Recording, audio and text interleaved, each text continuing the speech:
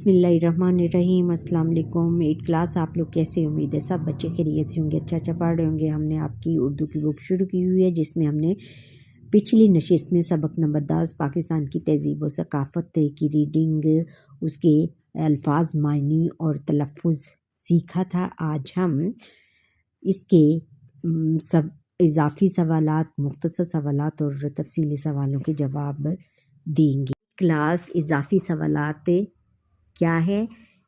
इजाफ़ी सवालात पढ़ते हैं, पहले पढ़ लेते हैं। क्या पाकिस्तान के सब सूबों की सकाफ़त यकसा है? क्या सब पाकिस्तानी या एक ही ज़बान बोलते हैं? बच्चों, ये जब तक मैं ये आपसे क्वेश्चन पढ़ती हूँ, आपने इसके सवाल अपने ज़हन में रखने हैं और फिर मेरे साथ साथ पढ़ना है उनको। अच्छा, फिर आगे है कि ईद उल फित्र कैसे मनाई जाती है, और अगला सवाल है कि ईद उल अज़हा कैसे मनाई जाती है। फिर नेक्स्ट क्वेश्चन है कि लोक वर्षा का इदारा कहाँ वाक़ है और दुनिया का बुलंद तरीन पोलो ग्राउंड कौन सा है। 8 क्लास इजाफ़ी सवालात का जवाब हम यहाँ से देंगे। सबक का नाम क्या है? हमारे पाकिस्तान की तहज़ीब व सकाफ़त। और इजाफ़ी सवालात, सवाल है कि क्या पाकिस्तान के सब सूबों की सकाफ़त यकसा हैं? इसका जवाब ये है कि जी नहीं, पाकिस्तान के सब सूबों की सकाफ़त यकसा नहीं है। अच्छा, फिर है कि सवाल नंबर 2 है कि क्या सब पाकिस्तानी एक ही ज़बान बोलते हैं? जवाब है कि सब पाकिस्तानी सूबाई सतह पर अपने अपने सूबों की ज़बान बोलते हैं, लेकिन कौमी सतह पर उर्दू ज़बान बोली जाती है। और सवाल नंबर 3 है कि ईद उल फित्र कैसे मनाई जाती है? जवाब है कि ईद उल फित्र के दिन नमाज ईद अदा की जाती है और ईद की नमाज से पहले मुस्तहिकीन को सदका फ़ित्र भी अदा किया जाता है। अमूमी तौर पर ईद की रस्मों में मुसलमानों को एक दूसरे को ईद मुबारक कहना और गर्मजोशी से एक दूसरे से बगलगीर होना, रिश्तेदारों और दोस्तों की दावतें करना शामिल है। इस रोज़ बच्चे बड़े सब नए कपड़े पहनते हैं, बच्चे बड़ों से ईदी लेते हैं और सब खुशियाँ मनाते हैं। फिर सवाल नंबर 4 है कि ईद उल अज़हा कैसे मनाई जाती है। इसका ये कुछ कटिंग मैंने की है, जो बच्चों ने कुछ ज़्यादा लिख दिया था, और ये आपने यहाँ से शुरू करना है कि ईद उल अज़हा इस वक्त होती है जब मक्का मुकरमा में तमाम आज़मीन हज के मनासिक अदा कर रहे होते हैं, यानी हज अदा कर रहे होते हैं। उसके जो तरीके हैं या उनके जो स्टेप्स हैं उनको अदा कर रहे होते हैं। पूरी दुनिया के मुसलमान इसके लिए भरपूर तैयारी करते हैं, जानवर ख़रीदते हैं, इन्हें अल्लाह की राह में कुर्बान करते हैं, इनका गोश्त खुद खाते हैं, रिश्तेदारों, दोस्तों और ज़रूरतमंदों में तकसीम करते हैं और भरपूर खुशियाँ मनाते हैं।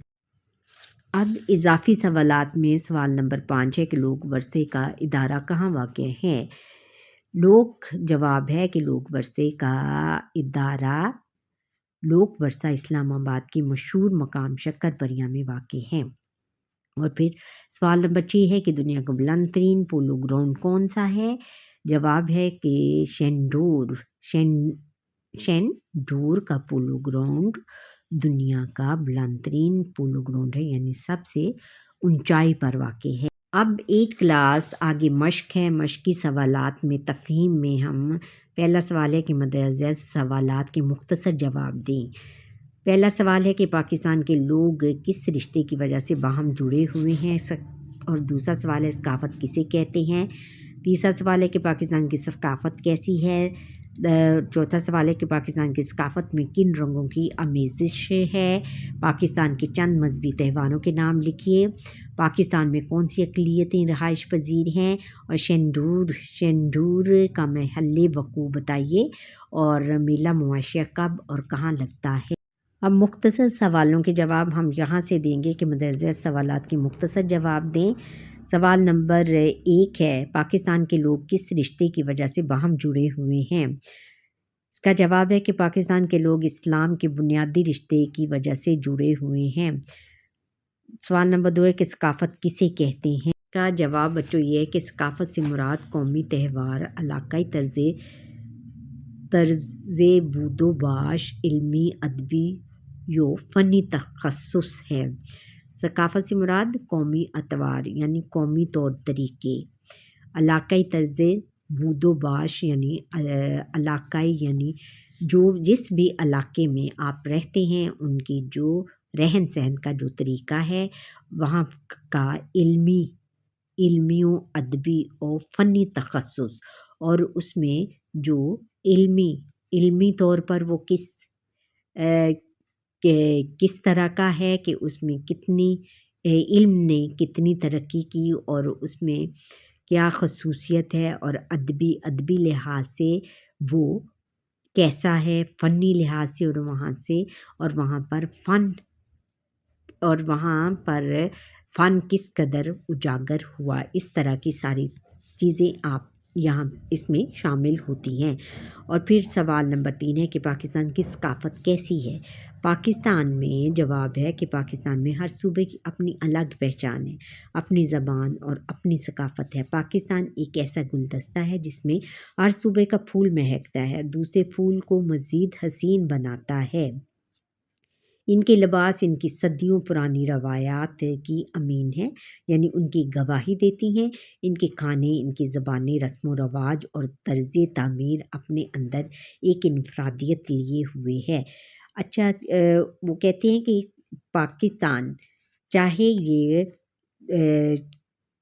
ہر صوبے کا جو لباس ہے، اس کی جو پرانی روایات ہیں اور کھانے پینے کا اور زبان، پھر بولنے، رسم و رواج، اور پھر ان کا جو گھر تعمیر کرنے کے جو طریقے ہیں وہ انفرادیت لیے ہوئے ہیں کہ ہر صوبے کا جو چیزیں ہیں وہ دوسرے صوبے سے مختلف ہیں، ان میں جو طرز تعمیر ہے وہ ایک صوبے کا دوسرے صوبے سے مختلف نظر آتا ہے۔ اور سوال نمبر 4 ہے کہ پاکستان کی ثقافت میں کن رنگوں کی آمیزش ہے؟ جواب ہے کہ پاکستان کی ثقافت میں لباس، صدیوں پرانی روایات، کھانے، زبانوں، رسم و رواج اور طرز تعمیر کے رنگوں کی آمیزش پائی جاتی ہے۔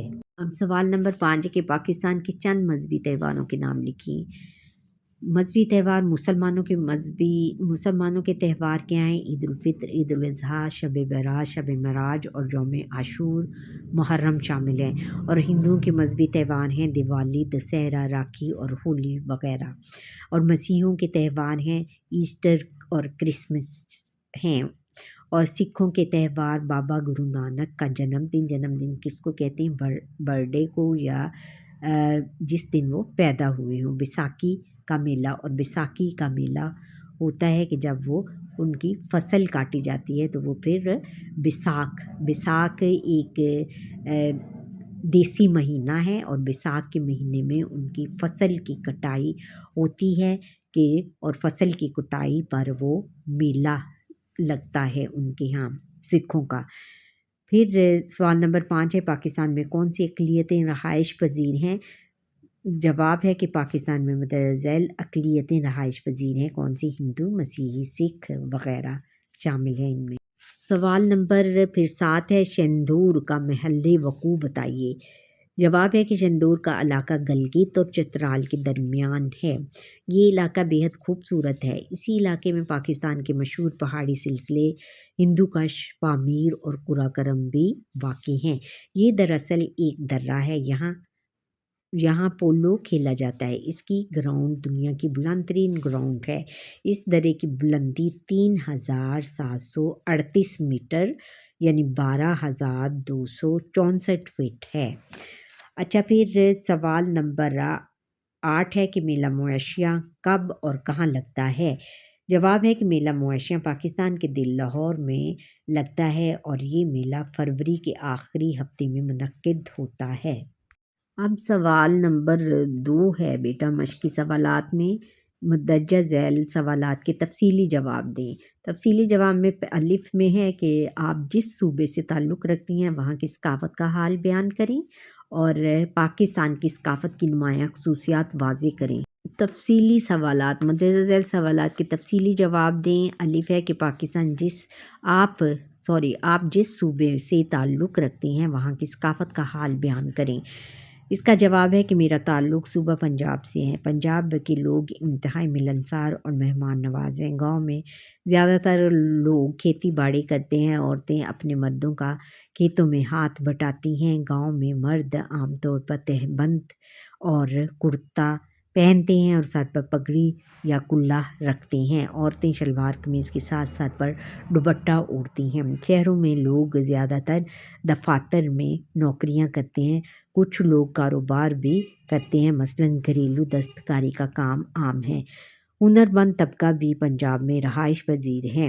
صوبہ پنجاب میں انڈسٹری کے لحاظ سے فیصل آباد اور سیالکوٹ مشہور شہر ہیں۔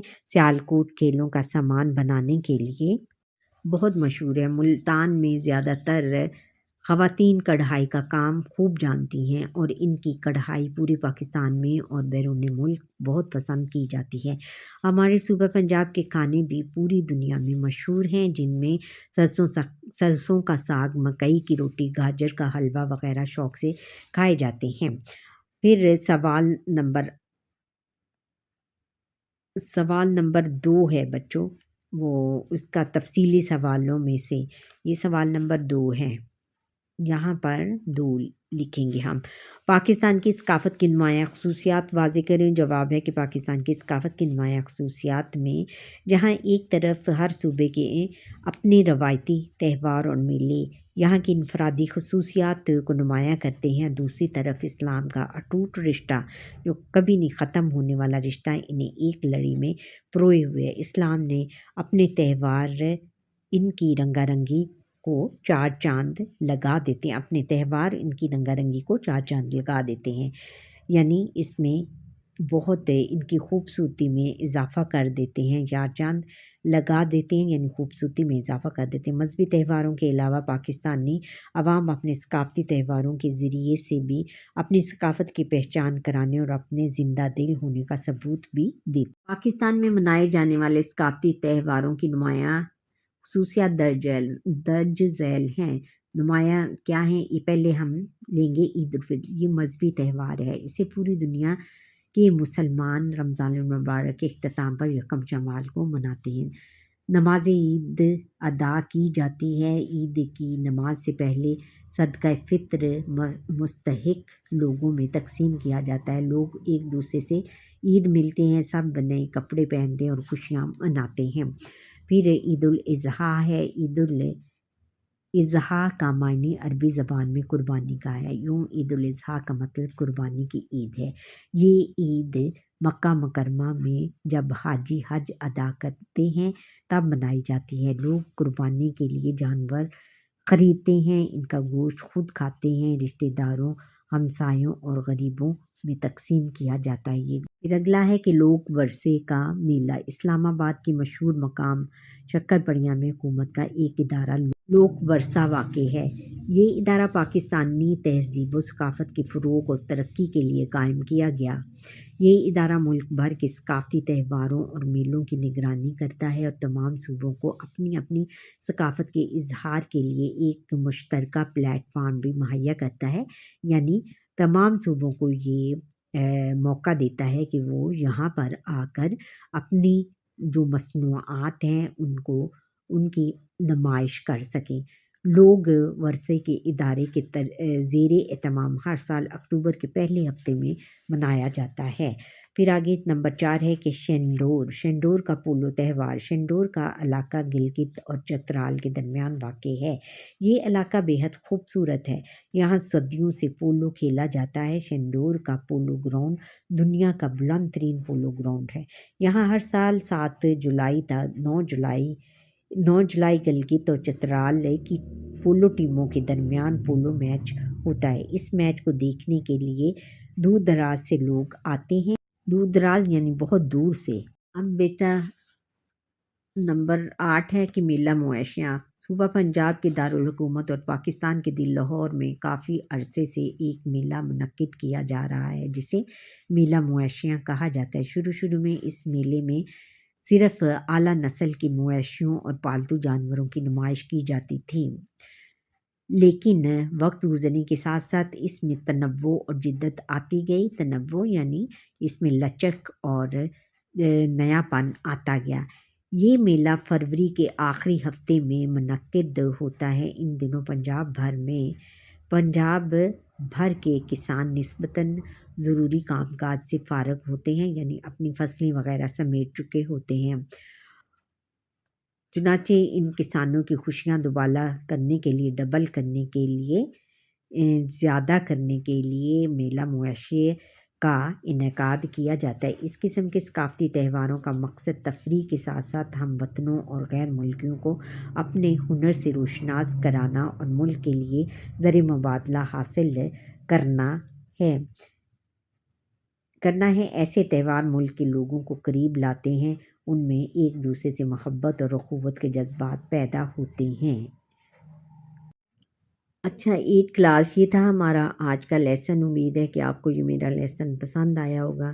اگر پسند آیا لائک کریں، شیئر کریں اور پیارا سا کمنٹ کریں اور بیل آئیکن پر کلک کریں تاکہ ہر آنے والا لیسن میرا آپ تک پہنچ پائے۔